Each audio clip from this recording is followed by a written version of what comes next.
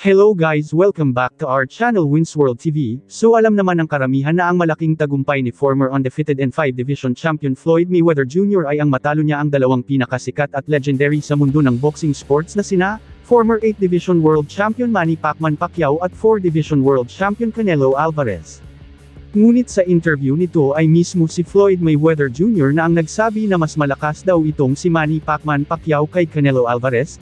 Dagdag pa ni Floyd Mayweather Jr. ay wala daw sa kalingkingan at sobrang layo daw ng agwat ni Manny Pacquiao kay Canelo Alvarez pagdating sa estilo, lakas, bilis at iba pa. Si Manny Pacquiao daw ay talagang halimaw pagdating sa ibabaw ng boxing ring. Lalo na kung makikipagsabayan ka sa lakas at bilis nito. Aminado din si Floyd Mayweather Jr. na talagang mahirap kalaban itong si Manny Pacquiao. Dahil talagang gutom na gutom pagdating sa ibabaw ng boxing ring. Dagdag pa ni Floyd Mayweather Jr. ay talagang mahirap basahin at hulaan ang mga galaw ni Manny Pacquiao. Nakakalito at kapag hindi ka mag-iingat ay talagang may paglalagyan ka sa kanya, dahil isang pagkakamali mo lang ng depensa at galaw kay Manny Pacquiao ay tiyak bagsak ang aabutin mo dito. Kapag umatake na itong si Pacquiao ay talagang umuulan ng iba't ibang kombinasyon, kaya dapat matibay ang iyong depensa pagdating sa offense niya. Pahabol pa ni Floyd Mayweather Jr. na hindi katakataka na naabot niya ang 8 World Division Champion dahil sa taglay niyang lakas-bilis at galing sa ibabaw ng boxing ring. Tinanong naman si Floyd Mayweather Jr. patungkol kay Canelo Alvarez kung ano ang masasabi niya sa lakas estilo at iba pa ni Canelo Alvarez pagdating sa ibabaw ng boxing ring. Ayon kay Floyd Mayweather Jr. ay hindi maitatanggi na isa si Canelo Alvarez sa may pinakamalaking pangalan sa mundo ng boxing sports. Ngunit kung marami siyang papuri kay Manny Pacquiao ay halos kabaliktaran naman ang sinabi ni Floyd Mayweather Jr. patungkol kay Canelo Alvarez. Dahil ayon kay Floyd Mayweather Jr., ang pinakamadaling laban niya ay yung makalaban niya si Canelo Alvarez. Napakadali lang daw basahin ang kanyang mga galawan at madali rin itong counter-attack. Mahina daw ang depensa ni Canelo Alvarez dahilan na mabilis itong pasukin at atakihin. Pati galawan daw ni Canelo Alvarez ay talagang mahina at mabagal. Sinabi rin ni Floyd Mayweather Jr. na talagang walang bilib ito kay Canelo Alvarez. Hindi daw niya lubos akalain kung bakit marami ang human hanga at bumibilib sa kanya dahil para kay Floyd Mayweather Jr. ay isa itong mahinang nilalang.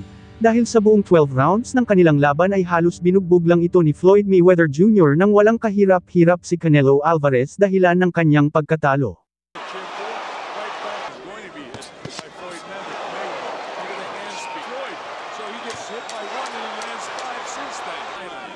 Welcome, one and all, to the MGM.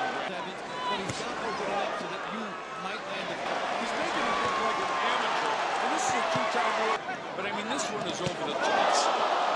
Again, doesn't he grab him and throw him down? He's letting this guy beat him up. Combinations, Davey boy. Mayweather with the jab, the right hand in the jab. He's got to get inside, even though he's lining it up. He has to as he feels like. And that's what he's doing now. Floyd has decided. This time by Angelo Dundee behind a solid right hand over Rose, but he can't do anything with it. Back in the ropes.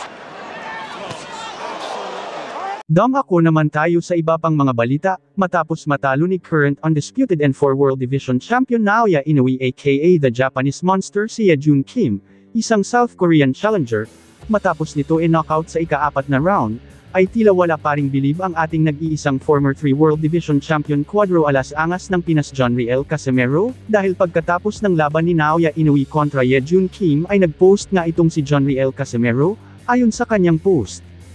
Inoue, masaya ka ba sa pinakita mo? Masaya ka ba sa pagkapanalo mo? Ang mga nanood sa laban mo masaya ba? Nagulat ba ang mga tao sa pinakita mo? Panoorin mo laban mo kung ano ang expression nila. Congratulations, ang galing mo Inoue, ang galing mong pumili, hahaha. Dagdag pa ni John Riel Casimero na ang kalaban mo parang si Martin lang yan. Dahil kinumpara ni John Riel Casimero itong si Ye-Jun Kim kay Carl James Martin ay para noring sinabi ni John Riel Casimero na isa rin si Carl James Martin sa mahihinang nilalang. Ngunit alam naman ng karamihan na si Carl James Martin ay isa sa top contender sa Super Bantamweight Division. Dagdag pa sa ating mga balita, ESPN naglabas na ng top 10 sa 122 pounds junior featherweight rankings. Ito ang mga kabilang sa top 10. Top 10 si Ramon Cardenas. Top 9 si Alan Picasso Romero. Top 8 si TJ Doheny. Top 7 si Alicia Pierce. Top 6 naman ang ating pambato na si John Riel Casimero. Top 5 si Luis Neri. Top 4 Sam Goodman. Top 3 si Morejon Okmadalib. Top 2 naman si Marlon Tapalay. At nasa top 1 pa rin si Naoya Inoue. Thank you for watching. Salamat sa inyong panunood. This is Wins World TV.